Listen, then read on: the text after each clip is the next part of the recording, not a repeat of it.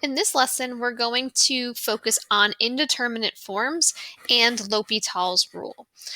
So we're going to talk about what L'Hopital's rule is and how it's going to help us evaluate limits. So first thing we have to do is do a quick review of limits. So even though we're done with the limits chapter, the limits are coming back. So we have, for the first one, the limit as x approaches 2 of x squared plus 3x. So whenever we see a limit, the first thing we want to do is try to use direct substitution. So if I plug 2 in, I'm going to get 2 squared plus 3 times 2, which will give me 4 plus 6, which is equal to 10. So my limit is 10. Okay, for number 2, we try to use direct substitution, and when we do that, we end up getting 3 plus 5 over 3 minus 3. So we get a 0 in the bottom, so 8 over 0. Okay, we can't have 0 in the bottom. So when that happens, we try to see, is there any type of algebra that we can do to simplify this? And nothing can be factored, nothing can be canceled out. So when that fails, then we need to take the limit from both sides. So what we're going to do is take the limit as x approaches 3 from the right, we'll say, of x plus 5 over x minus 3. So I'm going to kind of skip through these steps since this is what we covered when we went over limits. You would pick numbers that are approaching 3 from the right. So maybe you want to pick 5 and then pick 4 and see what the numbers are doing. The numbers get larger, so this is going to approach positive infinity. We're going to do the same thing. So the limit as x approaches 3, but now this time from the left, of x plus 5 over x minus 3. So here we'll take values that are close to 3 and approaching 3 from the left-hand side. So maybe we pick 1 and then we pick 2, and we see what's happening. And this is approaching negative infinity. Since the limits are approaching different values, one's positive infinity, one's negative infinity, the overall limit, so we'll say that the limit as x approaches 3 of x plus 5 over x minus 3, this would equal does not exist. All right, so the limit doesn't exist because the limit from each side is different. Okay, so just like a little recap of limits. So in general, if we have a limit of the form, the limit as x approaches a of f of x over g of x, meaning that you have a function on the top and a function on the bottom, and both limits of the top and the bottom approach 0, then the limit may or may not exist and is called an indeterminate type of 0 over 0. Okay, so if I take the limit of the top as x approaches a, and it gives me 0, and I take the limit as x approaches a of g of x, and I get 0, 0 over 0 is not equal to 0. So that's something we want to make sure we understand. If I have 0 over 0, this does not equal 0. Right? A 0 on the bottom makes it undefined. So if I have 0 over a number, like 0 over 5, right, that does equal 0. If I have, let's say, 5 over 0, that does not exist because you can't have a 0 on the bottom that's undefined. When you have 0 on the top and the bottom, that is called an indeterminate type. Okay, so here's an example. So first thing I'm going to do is I'm going to do direct substitution. So if I plug in 2 into the top, I get 2 squared minus 4, so that's going to give me 0. And then I plug in 2 on the bottom, I'm going to get 2 minus 2, I get 0. Okay, so this is an indeterminate type because I get 0 over 0. Now if I wanted to simplify this, I know that I can try to use algebra, so let's do that. So if I'm going to use algebra, the top factors to be x plus 2 and x minus 2. And then on the bottom, we have x minus 2. We can cancel out the x minus 2's. So the limit as x approaches 2 of x plus 2. Now I can use direct substitution. I'm going to plug 2 into here, and I end up getting 4. So the limit is 4. So even though we got an indeterminate form when we used direct substitution in the beginning, we were able to use algebra and solve and get 4. If we look at number 2, okay, again, if I try to plug in 1, ln of 1 is going to be 0.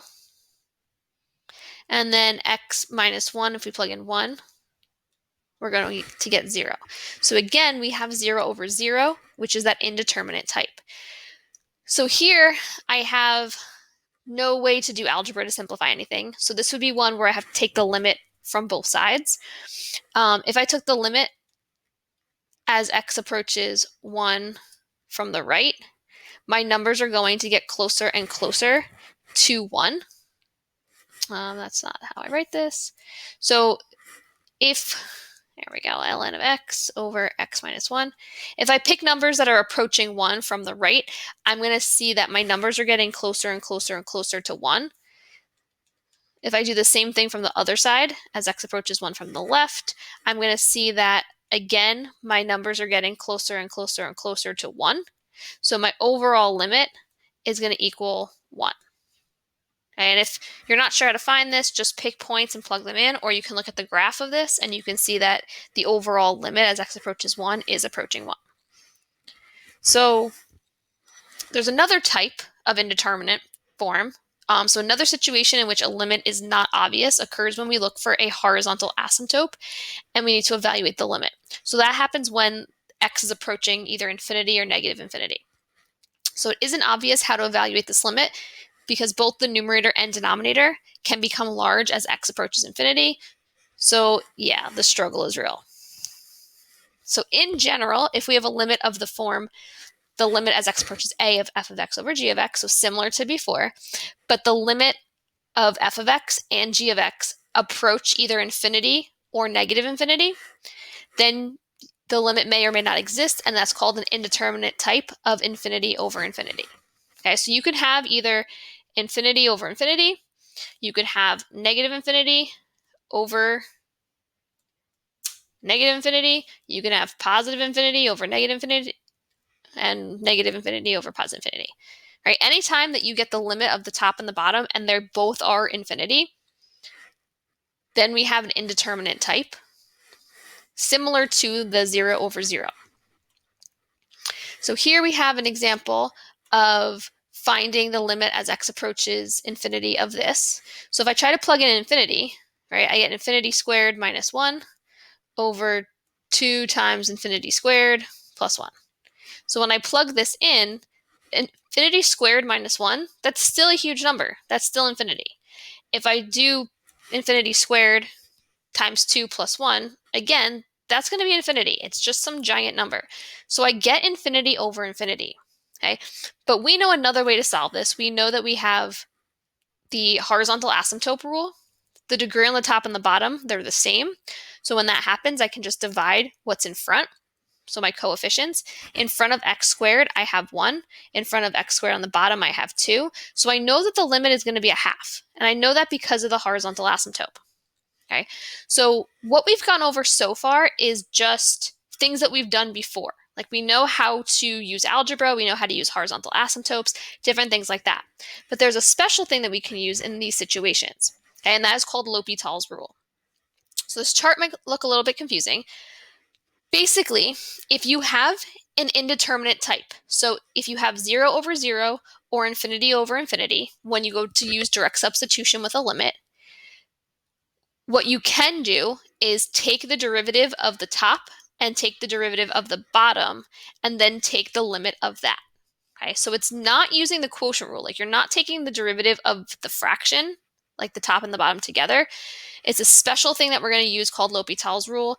We're going to take the derivative of the top, we're going to take the derivative of the bottom, and then we're going to find the limit. Okay, and then we're going to keep doing that. So sometimes we might have to do it a couple of times until we get down to something that gives us an answer. Okay, so let's kind of look at this again. So here we have the same examples as before. Okay, so I'm just going to go back to, I believe it's this one, right? So we got 0 over 0. Then we used algebra and we got 4. Okay, but now I'm going to use L'Hopital's rule. So since I plug in 2, I'm just going to show this again. So when I plug in 2, I get 0 over 0. Okay, so since I'm getting 0 over 0, you want to make sure that you show 0 over 0. You have to show that it equals an indeterminate form. So then what I'm going to do is I'm going to use L'Hopital's rule. And L'Hopital's rule says I'm going to take the limit as x approaches 2 of the derivative of the top and the derivative of the bottom. So I'm going to take the derivative of x squared minus 4 over the derivative of x minus 2. And I'm just showing all these little steps for you to see where I'm getting things from, but you can kind of skip a step as you go. So now the derivative of x squared minus 4, well, that's 2x. The derivative of x minus 2, that's 1. So now if I use direct substitution and I plug 2 in, I'm going to get 4. So we're getting the same limit as if we used algebra, but because we started out with that indeterminate form, we can use L'Hopital's rule, take the derivative of the top, the derivative of the bottom, and then use direct substitution. So let's look at the second one. So again, similar to the one that we did before. So let's show that one. Okay, so we said it was 0 over 0, and then we took the limit from both sides. But what we can do here, because when I plug in 1, I get 0 over 0, I can use L'Hopital's rule. So I'm going to take the limit as x approaches 1 of the derivative of the top, so d over dx of ln x, over the derivative d over dx of the bottom, x minus 1. So that is going to give me the limit as x approaches 1. So the derivative of ln x is 1 over x, and the derivative of x minus 1 is 1. So now if I plug 1 in, I get 1. Okay, and then here's this other one with the indeterminate type. So we did this one. Let's see if I can find it here. Okay, we plugged in infinity. We got the indeterminate type of infinity over infinity. And then we used the idea of the horizontal asymptote in order to figure out that it was a half. But because we have that indeterminate type of infinity over infinity, we can use L'Hopital's rule here. So I'm going to take the limit as x approaches infinity of the derivative of the top over the derivative of the bottom. So I have the limit as x approaches infinity. The derivative of x squared minus 1 is going to be 2x. The derivative of 2x squared plus 1 is going to be 4x. Okay, I can simplify this a little bit. I have the limit as x approaches infinity of the x's will cancel out, and I can reduce the 2 over 4 to be 1/2. There's nowhere to plug in infinity since I don't have any x, so my limit is just going to be 1/2, which is what we got using our horizontal asymptote. So let's look at, okay, another one. So here we have the limit as x approaches 0 of sine of x over x. So I'm going to use direct substitution first, and I'm going to plug in 0. So sine of 0, that's going to give me 0, and then over 0. So I have that indeterminate form, so I'm going to take the limit as x approaches 0 of the derivative of the top over the derivative of the bottom. So when I do this, the derivative of sine x is going to be cosine x. So I will have the limit as x approaches 0 of cosine x over the derivative of x, which is 1. So now if I plug in 0, the cosine of 0 is 1. So my overall limit is going to be 1. Okay, let's look at this one. So here I'm plugging in infinity. So e to infinity, that's going to be infinity. Infinity squared, that's also going to give me infinity. So I'm going to use L'Hopital's rule. So the limit as x approaches infinity of the derivative of e to the x over the derivative of x squared. So when I use direct substitution, gotta do the derivatives. So the limit as x approaches infinity, the derivative of e to the x is going to be e to the x. The derivative of x squared is going to be 2x. Okay, so I'm going to plug in my infinity here. So e to infinity, that's going to be infinity. 2 times infinity, that's going to be infinity. So again, I have another indeterminate type. I have another infinity over infinity. So I'm going to do L'Hopital's again. So you can do L'Hopital's as many times as you need to in order to get an answer.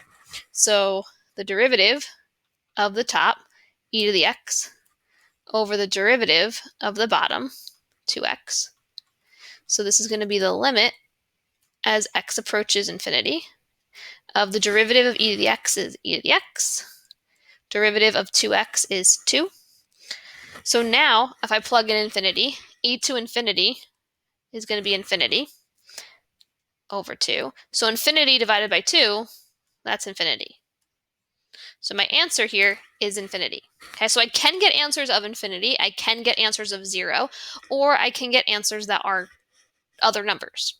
Okay, I just can't have a fraction that's 0 over 0 or infinity over infinity.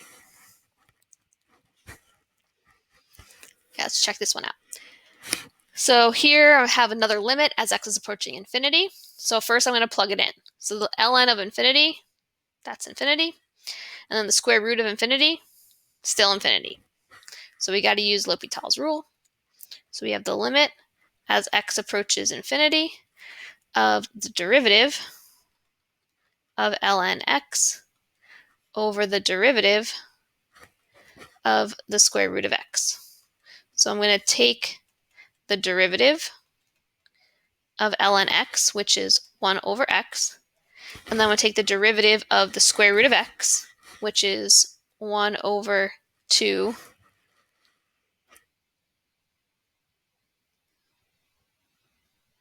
square root x, like that.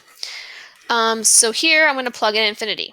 So 1 over infinity is going to be a very, very, very, very small number, right? So 1 over a huge number gets closer and closer to 0. So the limit as x approaches infinity of 1 over x is going to be 0. The limit as x approaches infinity of 1 over 2 root x. So if I plug in the square root of infinity, that's infinity. 2 times infinity is infinity. So again, on the bottom here, I have 1 over infinity, which is getting closer and closer to 0. Okay, so I started out with an indeterminate form of infinity over infinity. I did L'Hopital's rule once. I got another indeterminate type, this time of 0 over 0. So now I could do one of two things. Okay, I could do L'Hopital's again because I have 0 over 0, or I can use algebra, whatever you think is going to be a little bit easier. In this case, I could simplify this a little bit. So I'm just going to simplify 1 over x times 2 root x over 1. So I'm just going to change this complex fraction into multiplication instead of being division. So this is going to give me 2 root x over x. So I get 2 over root x. So just kind of simplifying it a little bit. So now I'm going to take the limit as x approaches infinity of 2 over root x.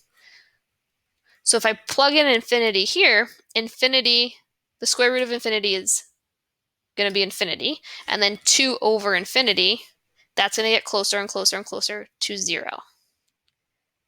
Okay, so I could have used L'Hopital's again here if I wanted to, but I didn't really want to find the derivative of these. Because I could see that things could be simplified a little bit, I'm going to simplify them first and then use direct substitution. So I just want to look at this one example just so you guys understand when you can and cannot use L'Hopital's. So here I'm going to plug in pi. So I'm taking the limit as x approaches pi from the left, okay, of sine of x over 1 minus cosine x. So if I plug pi in, right, sine of pi, that's going to give me 0. And then when I do 1 minus the cosine of x, the cosine of pi is going to be -1. So that becomes 0 over 2. So because I have 0 over 2, this is just equal to 0. This is not an indeterminate type because I don't have a 0 in the denominator as well. So I cannot use L'Hopital's rule, and our answer for this would just be 0. So the last thing that we're going to talk about are indeterminate products. So basically, when you have two things that are being multiplied together, so two different functions, in this case f of x and g of x, if one of them is 0 and one of them is infinity, and you're multiplying them together, it's very hard to figure out which one is going to win in this struggle. right? So if the one that approaches 0 wins, then your answer would be 0. If the one that approaches infinity wins, then your answer will be infinity. So the only way that we can actually figure out what it's going to be is to have another type of indeterminate type that is 0 times infinity. And again, it could be positive infinity or negative infinity. So what we can really do with this is change it to an indeterminate type of 0 over 0 or infinity over infinity. So we can use L'Hopital's rule. So we're going to write the product of f times g as a quotient, which converts to the given limit into an indeterminate form. So for instance, if I have two functions, f and g, right, f times g, if I'm multiplying f and g together, right, that is the same exact thing. So I'm going to put equals. It's the same exact thing as taking f and dividing it by 1 over g, right? So think about this. If I have f divided by 1 over g, that becomes a complex fraction, right? So if I wanted to, right, so this is really like saying f over 1 over 1 over g. So our stay switch flip, if we wanted to change this into multiplication, we have f over 1 times, flip this fraction, right, g over 1. So we end up with f times g. So when I multiply two numbers together, it's the same exact thing as taking one and dividing it by the reciprocal of the other. So same thing goes with the other way. So if I have g times f instead, then it would be g divided by 1 over f. Okay, so this idea of making a product into a quotient is what's going to help us here. Okay, so let's look at an example here. So evaluate the limit as x approaches 0 from the right of x ln x. So here we're going to say that f is equal to x, and we're going to say that g is equal to ln x.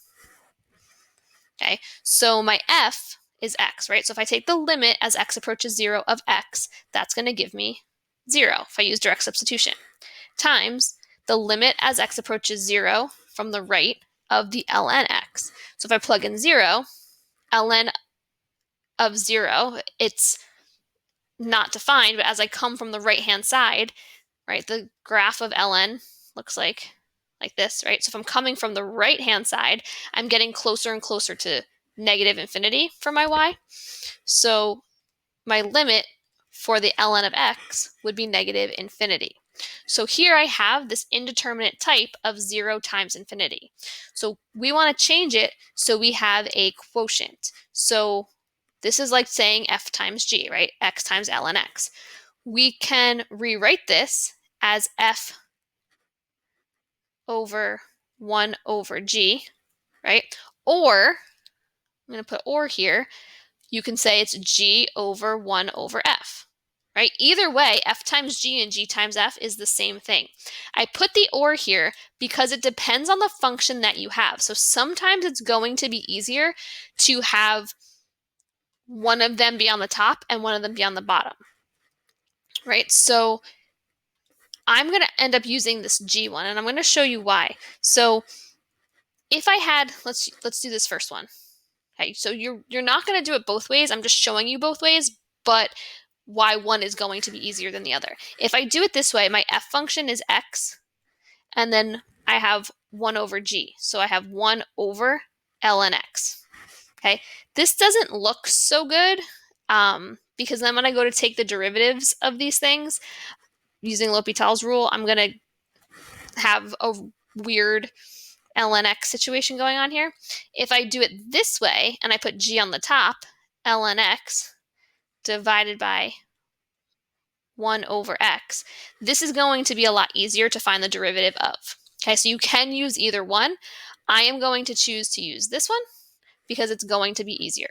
So now I have the limit as x approaches 0 from the right of ln x over 1 over x. So now I'm going to plug in 0. So the ln of 0, that's going to approach negative infinity. And then when I plug in 0 in the bottom here, 1 over 0 approaches positive infinity. So I get that indeterminate type. So now I'm going to use L'Hopital's rule. So I'm going to go over here. The limit as x approaches 0 from the right of the derivative of the top, so ln x, over the derivative of the bottom, so 1 over x. Okay, so I'm going to get the derivative of ln x is going to be 1 over x. So I have 1 over x over, and then 1 over x, the derivative of that, that's like saying x to the negative 1. So that derivative is going to be negative 1 over x squared. And here I have a complex fraction, so I can rewrite this. So the limit as x approaches 0 from the right, this would be 1 over x times negative x squared over 1. And this is going to simplify to be negative x. So I have the limit as x approaches 0 from the right of negative x. If I plug in 0, I'm going to end up getting 0 as my answer. Okay, and then the last one we'll look at. So here, find the limit as x approaches pi over 2 from the left of cosine x secant 5x. So first thing I'll do is direct substitution. I'll try to plug in pi over 2. So cosine of pi over 2, that's going to equal 0. Secant of 5 times pi over 2, so 5 pi over 2. Okay, that's going to end up approaching infinity. Okay, so if you're not sure, look at the graph. It's an oscillating function, but it's going up towards infinity. So as x is approaching pi over 2 from the left, we're going to have the limit approaching infinity. So we have that 0 times infinity. So we are going to rewrite this. So limit as x approaches pi over 2 from the left. So here we'll call f the cosine of x, and we'll call g secant of 5x. So I'm going to put the f on the top because I have cosine of x on the top. And on the bottom, I'm doing 1 over secant of 5x. And 1 over secant of 5x is just going to be cosine of 5x. So I have as x approaches pi over 2 to the left. So I'm going to have cosine x over cosine 5x. If I plug in pi over 2 here, cosine of pi over 2, that's going to give me 0.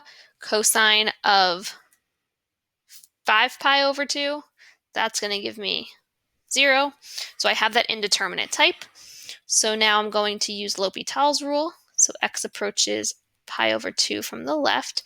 I'm going to take the derivative of the top, so derivative of cosine x, over the derivative of cosine 5x.